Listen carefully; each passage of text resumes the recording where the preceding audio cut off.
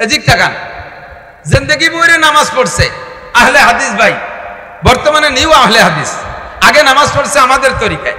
চট করে দেখি যে বুকির পর ছানা বাঁধতে মসজিদে দাঁড়ায় আমিন, মানে বুঝতে চাই যে আমি নামাজ পড়ি, এখন নামাজ শুরু করছি, তোমরা মনে রেখো, তোমরা আমার চিনে রেখো, আমি নামাজ শুরু করছি। আমিনটা জোরে শুরু দিয়ে সবার কাছে পরিচিতি লাভ করছে।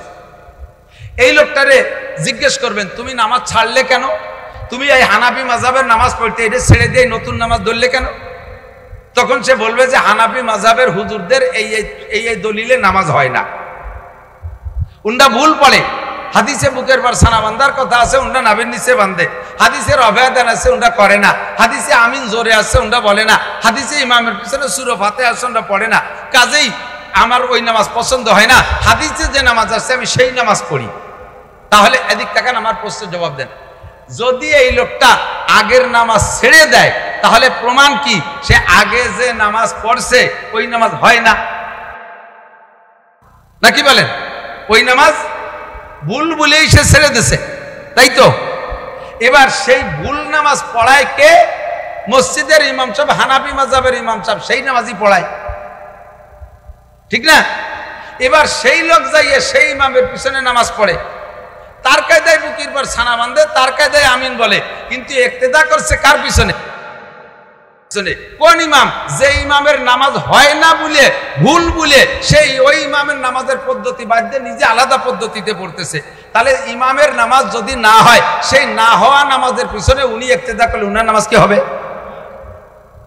যারা আহলে হাদিস আছে তাদেরকে আপনি এই কথাটা বলে অ্যাটাক করবেন, যে ইমামের পিছনে নামাজ পড়তেছো ওই ইমামের নামাজের মতো তুমিও আগে পড়তে, ইদানিং সেই নামাজের সেই পদ্ধতির নামাজ ছেড়ে দিয়ে তুমি আলাদা পদ্ধতি ধরছো। এই কথার পরই তো যে ইমামের নামাজ হয় না, ইমামের নামাজ ভুল। তাহলে ইমামের ভুল নামাজের পিছনে তুমি ইক্তেদা করলে ইমামের নামাজ না হলে কি মুসল্লি নামাজ হবে? যখনই আটকে যাবে তখন বলবে যার যার চিন্তা সেই করে, আমি সহিহ হাদিসের উপর আমল করতেছি। কথা বলেন ঠিক না? আর সেই আকীদার পরে সহিহ তরিকা মনে করে সে জমে আছে। ও দোস্ত, এইভাবে যত ফেরকায় বাতিল আছে, আমি আরো বলি, কি বলেন? আমাইয়া শুআন যিকরির রহমান নুকাইজ লাহু শাইতানান, যে রহমানের জিকির থেকে আলাদা হবে। শরীয়তের তাফসীরের ভিতরে লেখে, কিতাবের ভিতরে লেখে, যে ব্যক্তি রহমান থেকে বিচ্ছিন্ন হয়, তার মানে সহি ইসলাম থেকে যে লোকটা বিচ্ছিন্ন হয়ে যায়, আল্লাহ কয় আমি তার থেকে রহমতকে সরাই নিয়ে যাই। আমার রহমতের নজর যখন তার থেকে সরে যায়, তখন তার সাথে লেগে যায় শয়তান। আল্লাহ কয় নুকাইজ লাহু শাইতানান, আমি তার জন্য শয়তান নির্ধারণ করি। তার মানে শয়তানকে আমি লীলাই দেই তা না, শয়তান নিজেই তার পিছে লীলে যায়। আর এমন এমন আজীব আজীব বক্তব্য তার মুখ দিয়ে বের করে, এমন এমন আজীব আজীব যুক্তি তার জবান দিয়ে বের করে, এমন এমন আশ্চর্য আশ্চর্য প্রশ্ন তাকে দিয়ে ইসলামের উপরে করায়, যার প্রশ্ন সাধারণ উলামায়ে কিরামের দিয়ে কঠিন হয়ে যায়। এমন আজীব আজীব প্রশ্ন তাকে দিয়ে করায়, এমন নতুন নতুন কথা তাকে দিয়ে আবিষ্কার করায় দেয়, শয়তান এগুলো করায়। আর এভাবেই দলের সৃষ্টি হয়। আর যে দল নিয়েছে তার সেই দলটাই পছন্দ হয়, ভালো লাগে। তো হুজুর আলাইহিস সালামকে সাহাবায়ে কিরাম বলেন, হুজুর এই মুহূর্তে আমরা কি করতে পারি? যে সময় বহু দল আসবে, তবলিগের ভিতরে ৩-৪ দল, মাদ্রাসার মধ্যে ৩-৪ দল, তারপরে হাদিস ওয়ালাদের মধ্যে 3-4 দল, কুরআন ওয়ালাদের মধ্যে 3-4 দল, বিভিন্ন দল আসবে।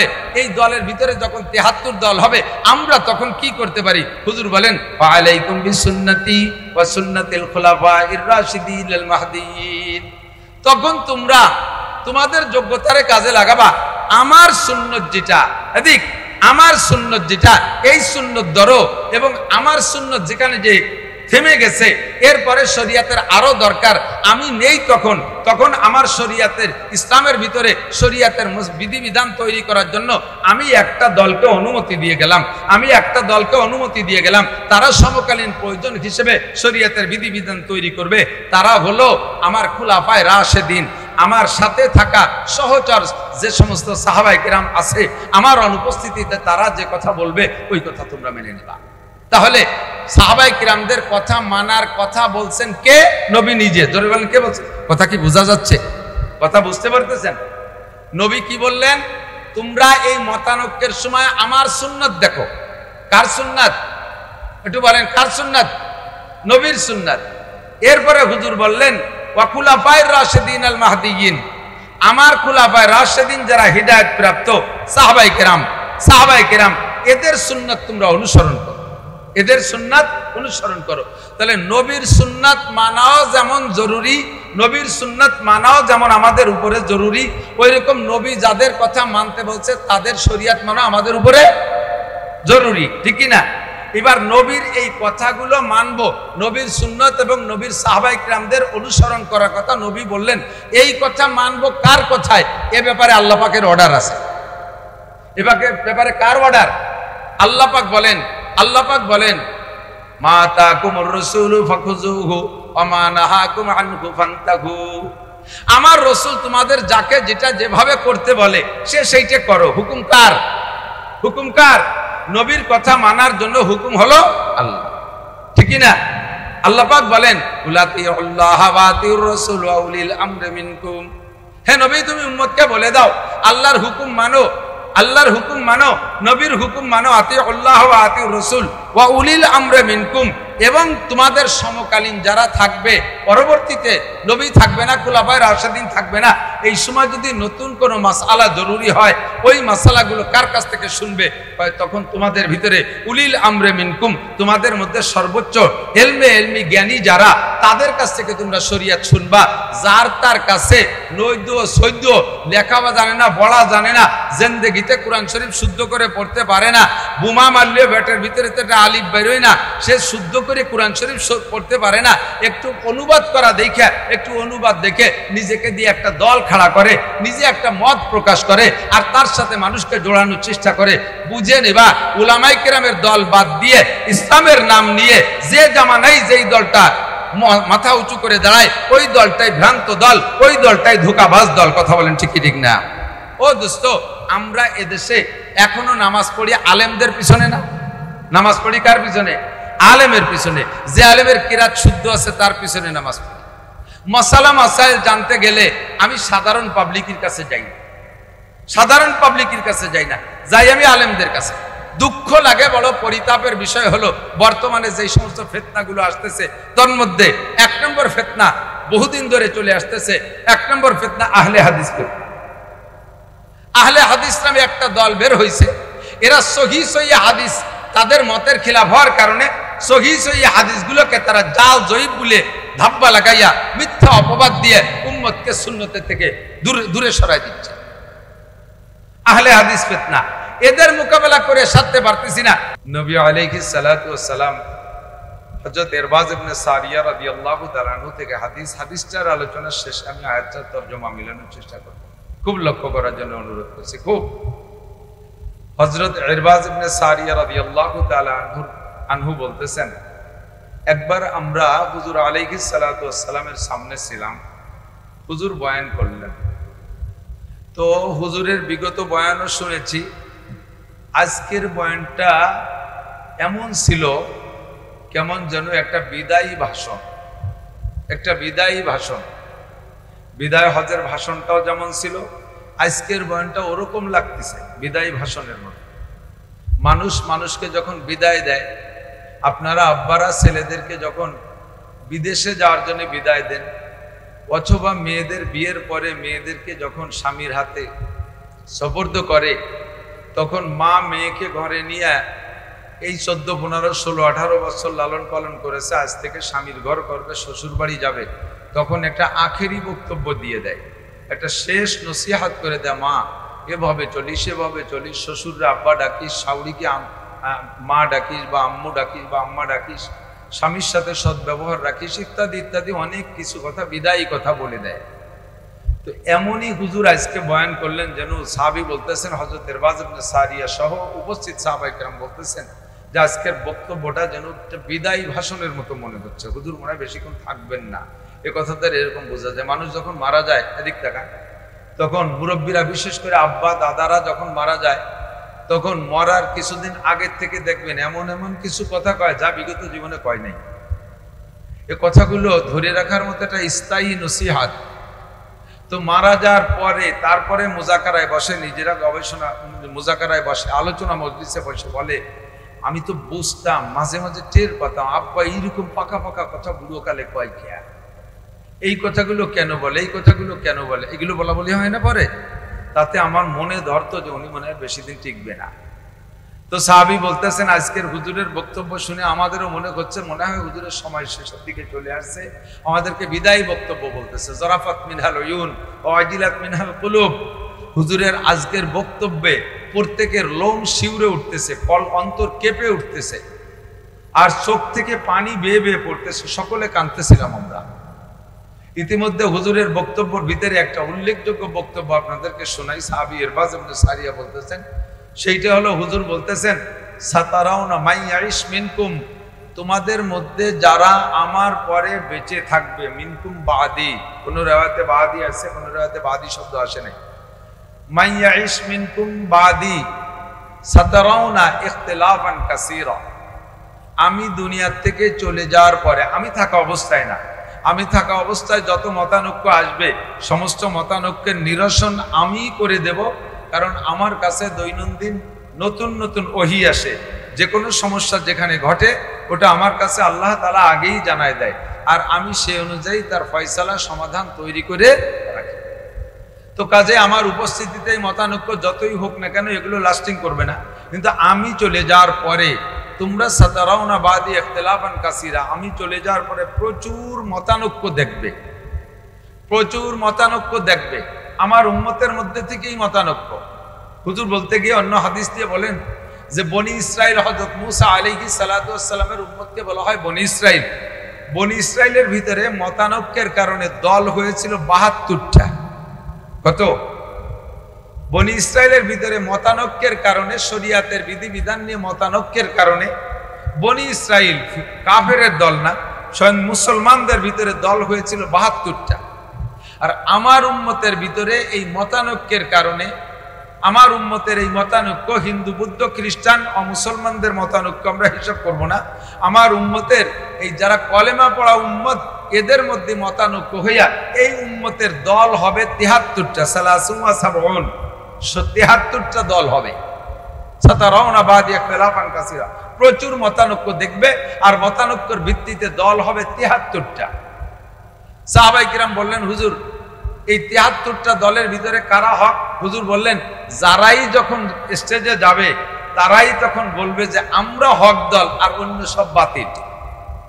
কথা বলেন ঠিক কি ঠিক না? এখনো আমাদের মধ্যে যে যে দল আর যে যে মত নিয়ে আসতেছে, আর প্রত্যেকেই ওই কিছু না কিছু লোক সেই দলের সাথে ভিড়তেছে, আর কুল্লু হিজবিন বিমা লাদাইহিম ফারিহুন, যে যে মত নিয়ে আসতেছে, দল নিয়ে আসতেছে, সে তার দলের উপরে, মতের উপরে বড় সন্তুষ্ট। চোখের সামনে দেখেন, চোখের সামনে দেখেন, আমরা একই সাথে তবলিগ করেছি। তবলিগের সাথে আছেন না? এর ভিতরে তবলিগ ভালো লাগে কার কার? একটু হাত দেখাবেন মোহাব্বতের সাথে। জান আর না জান, তবলিগি কাজটা ভালো লাগে তো? মাশাআল্লাহ। সারা বাংলাদেশে ময়দানে, মাঠে, ওয়াজের ময়দানে তবলিগের তশকিল আমরা কয়েকজনই করছি আলহামদুলিল্লাহ। প্রচুর আলোচনা করতাম, তবলিগির আলোচনা এই ওয়াজের মাঠে। আমি হাজার হাজার মানুষ এই মাঠ থেকে তশকিলও করছি। আর এখন তবলিগির কথা বলতেই গেলে বাধা লেগে যায়। যেই মাঠ থেকে হাজার হাজার মানুষকে তবলিগ করে, তবলিগের জন্য তশকিল করে পাঠাইছি, ওই মানুষগুলো আমার তশকিলে তবলিগি যাইয়া ঘুরে আইসে এবার আমার ইমান সম্পর্কে সে মাপা শুরু করে দেয়। আইসে আমার সম্পর্কে ফতোয়া দেয় নাসির হুজুরের ইমান নাই। আমার বয়ান এসে তবলিগের তশকিল হইয়া তবলিগ করে আইসা ফার্স্টেই অ্যাটাক করে আমারে। আমাদের এই তবলিগের সাথীদের ভিতরে দুইটা দল, উভয় দলের ভিতরে উলামায়ে কিরাম আছে। একটা দলের ভিতরে আলেম উলামা বেশি, আর একটা দলের ভিতরে আলেম উলামা কম। তো যে দলের ভিতরেই যারা থাকুক না কেন, আলেম নেই সাথে, তারপরও তারা তাদের দলকে হক বলে জানে। উলামায়ে কিরাম যেই দলের সাথে, প্রচুর হাজার হাজার লক্ষ লক্ষ উলামায়ে কিরাম, এই দলটাকে তারা বাতিল বলে মনে করে। আছে না নাই? কথা বলে। এদের সম্পর্কে তারা সমালোচনা করে, এতটুকু বিবেচনার ভিতরে আনে না।